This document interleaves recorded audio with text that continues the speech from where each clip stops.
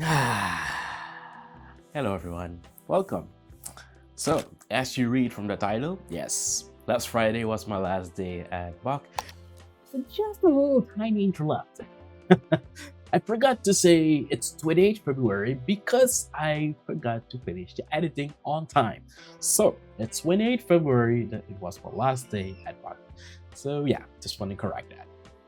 And I want to just share my experience of how it has been working at Bug. And yeah, because usually I got this question quite often when I was there, especially when I'm at playgrounds or any these kind of bigger events that I participate to, because I'm almost everywhere.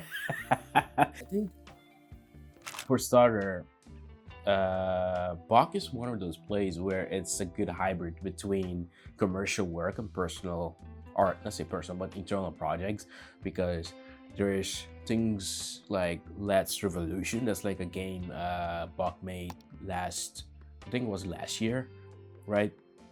And it shows like the beauty of combining animation skills within a game, and I always ask myself like why we have so much talent that we don't utilize for these kind of works.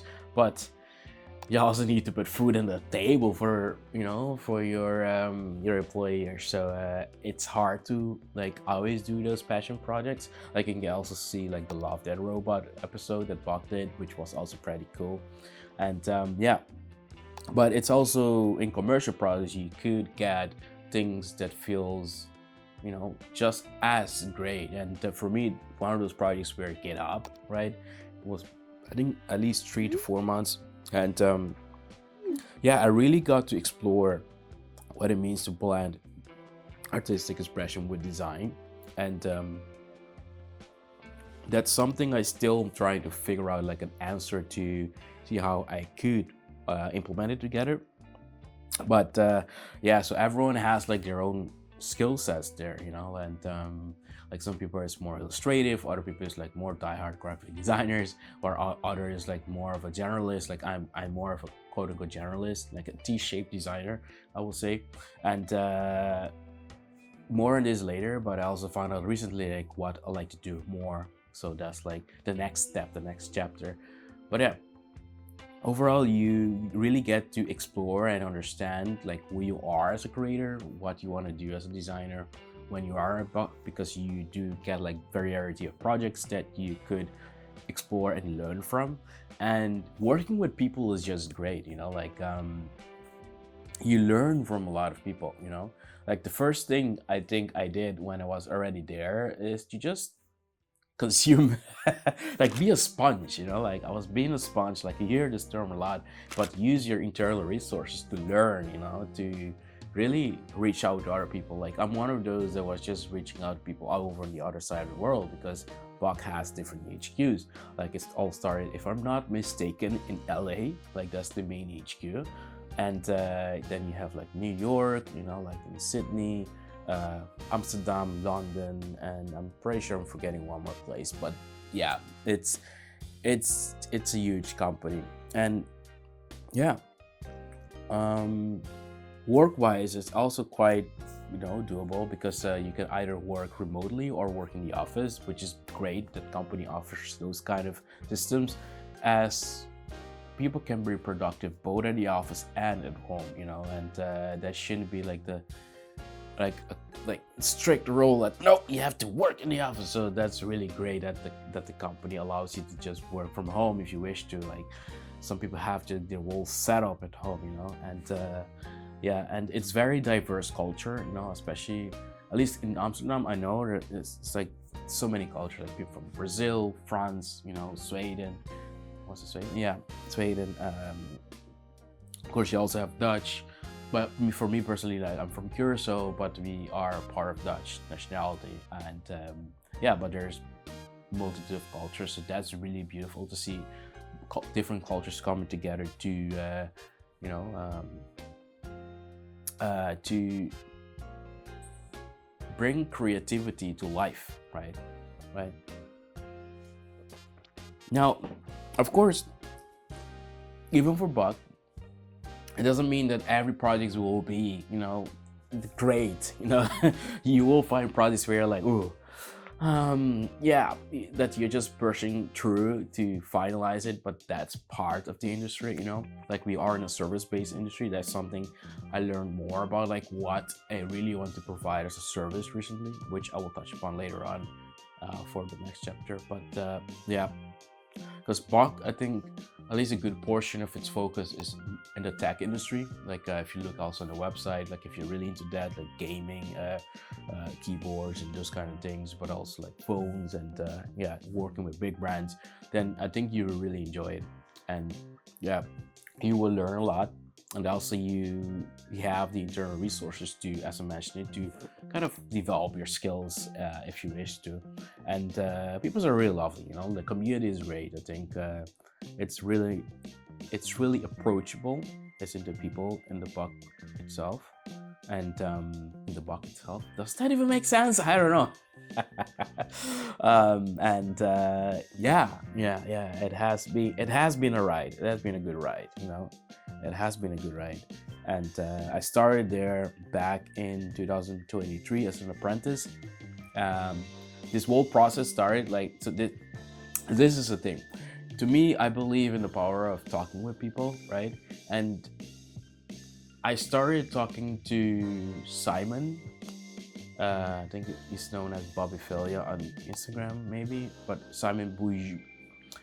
I'm sorry, Simon, I'm butchering your name. Simon Boujou. And Valenci or Fabricio on Instagram, just like responding to the stories, like not really work related, just like yeah, like I remember I replied to some of the stories they were posting their work. I was like, just that's what I usually do, like, because I like to just initiate conversations, like talk about people's work, see what they're doing, like why they're doing something, and not necessarily like, hey, I'm looking for work or something like that, because I feel I don't know, it doesn't feel natural to me. Like for me, it feels more natural to just have like this social conversation, you know. Does it even make social conversation? Let's just say to have, you know, like just like when you can approach me when I'm at playgrounds or something, and just they just like interact with people, you know. And yeah,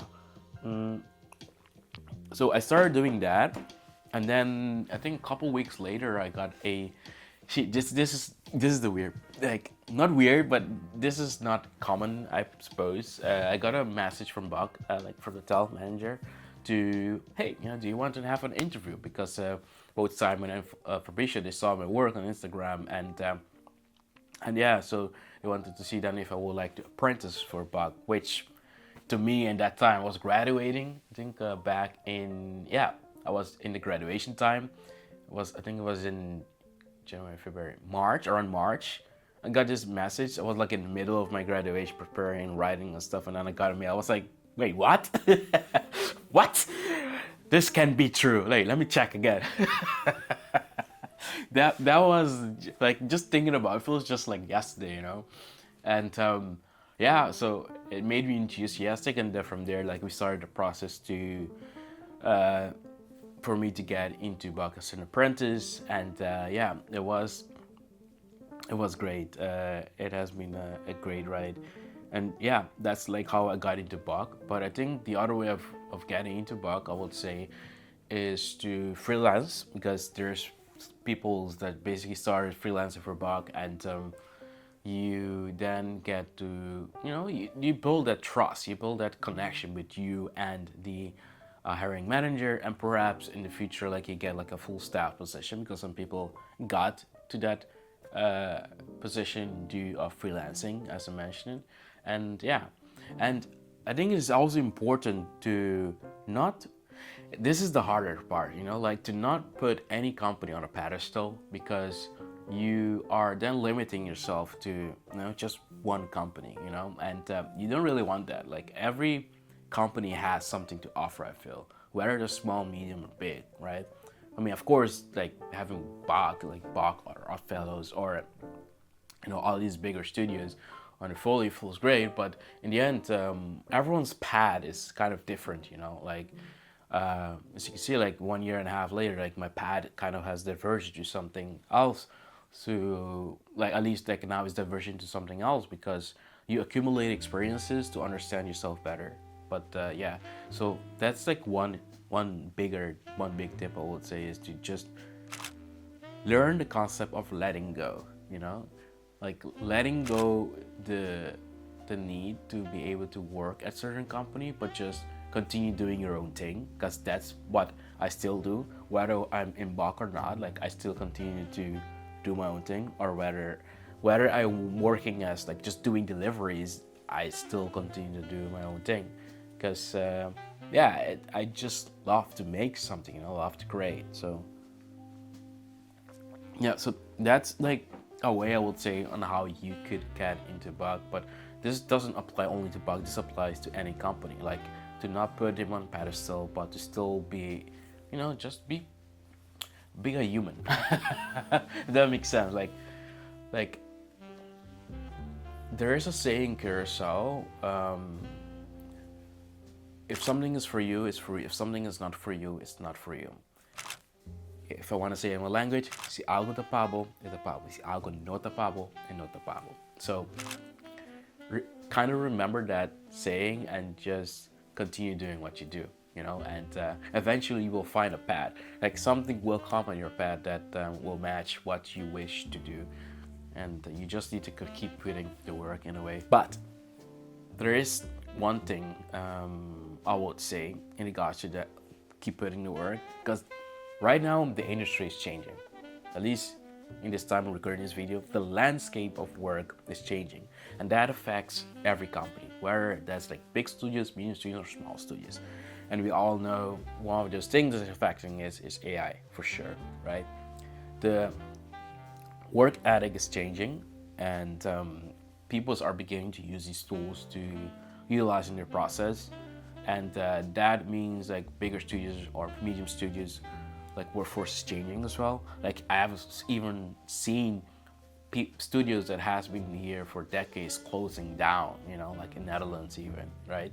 And has to keep that in mind. I feel we are going into an age where you have more boutique kind of smaller studios that will then give solutions to bigger brands, you know. But yeah, but I also feel the value of work then will drop. Like this is something I've been conversing with different people, different creators, and yeah, so keep that in mind with like looking for work in this upcoming months and also years. And yeah, so then is there any other thing then I feel I learned from Bach? I think one of the last, or at least the greatest, not great,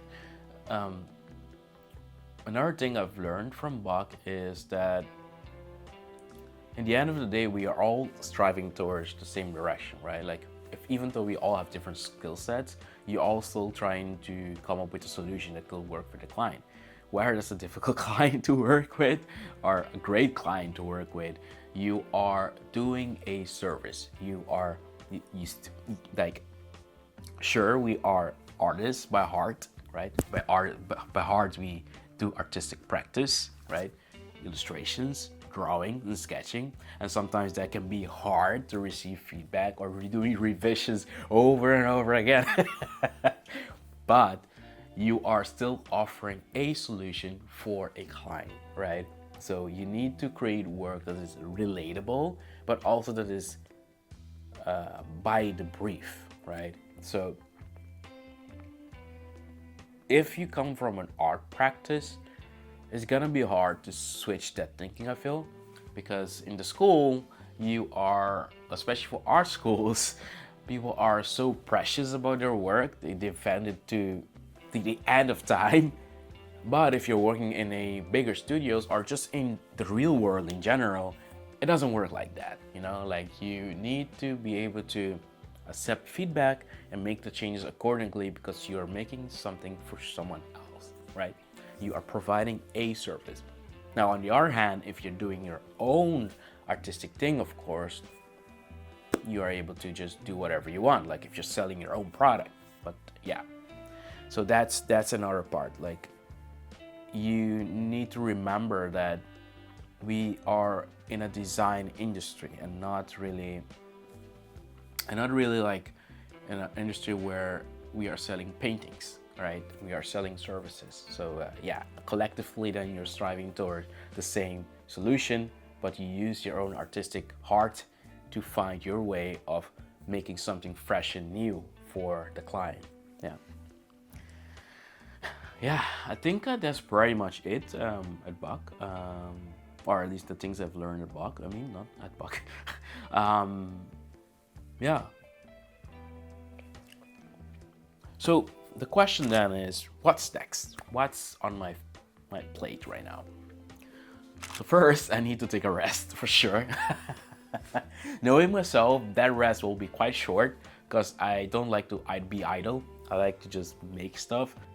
For me this year, or at least the next chapter, is to like there's two projects I found really fascinating when I was in Buck, and that was a Google DeepMind, because Google DeepMind focus on helping visually impaired people with AI so that they can understand what they are looking at or finding like a certain location, and also being able to use AI to accurately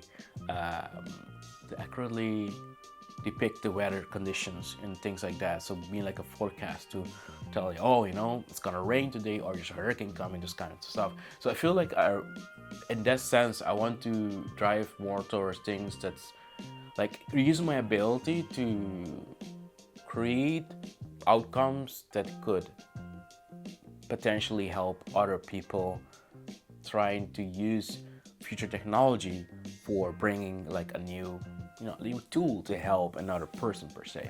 I think that's the direction I'm trying to head towards to now.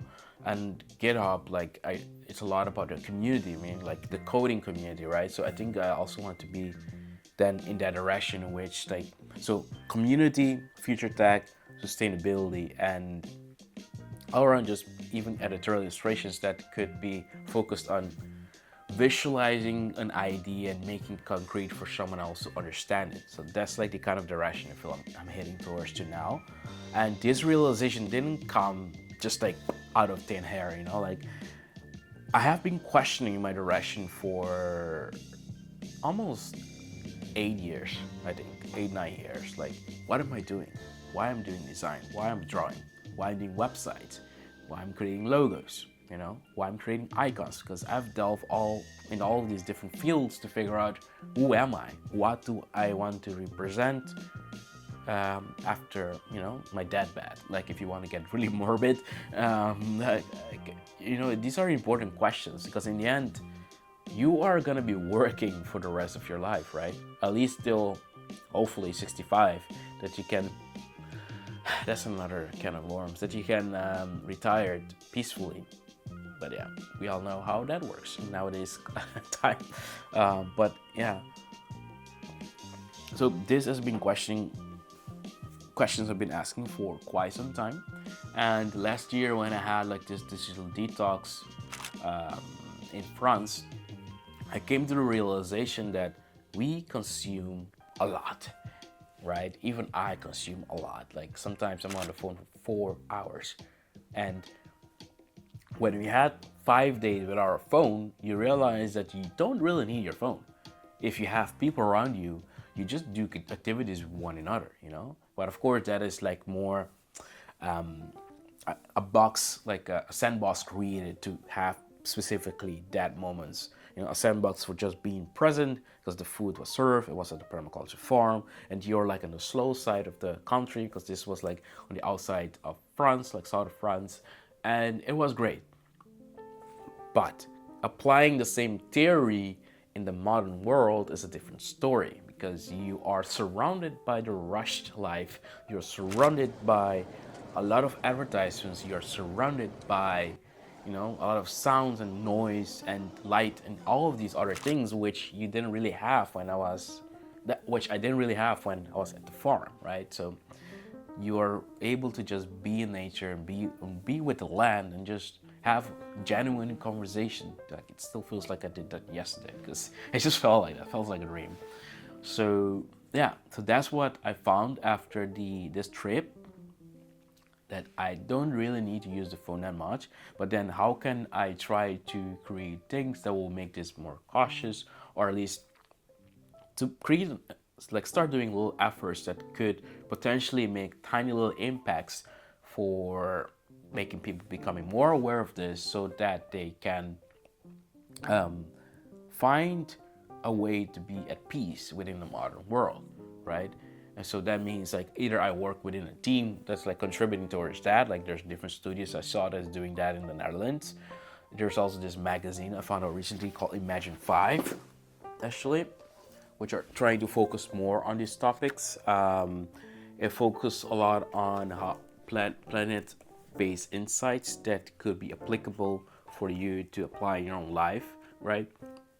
And also, there's this thing called the Offline Club, because this is how I got into the France Offline Getaway, is where you put in your phone that you turn in the phone when you're at an event, and then you just, like use 2 to 4 hours, depending on how big the event is, 2 to 6 hours of offline mode without your phone. And that's been great. That's been really bringing you in the process. So I will say that's like in the kind of direction I want to head towards soon in terms of work. Where I'm gonna do it freelance or full-time, I'm still debating, right? Because as I mentioned earlier, the landscape of work is changing drastically and fast. And you kind of need to then come to terms if you wish to use AI tools. If so, how will you use the AI tool that it doesn't really affect another person, because in the end, like, the AI is here to stay, but it still isn't fully ethical yet, I will say. And it's hard to then make a decision, like, should I use this technology or should I not use this technology? And if so, how can it be part of the process where I can still remain authentic? Because this is another conversation I had with my with recent colleagues and also friends. So yeah, so that's like my brain fart at the moment. And because I also thought about perhaps I could sell my work, but that's a different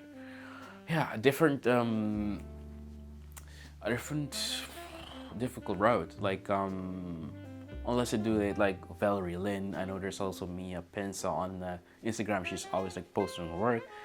Like Valerie Lynn is like more turning it into full story adventure. Like I always loved like watching that from her videos, and it's a road I've been considering, but I'm not sure I'm fully prepared for that yet.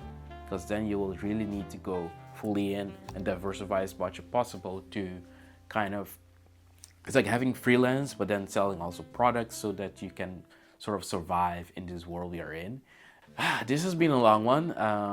Hopefully it didn't yap too much, but it has been a great ride. And I'm thankful for having been able to work at Bug for a bit. And so now it's on to the next chapter to see what's next. So thank you for watching, and I shall see you guys next time. Bye bye.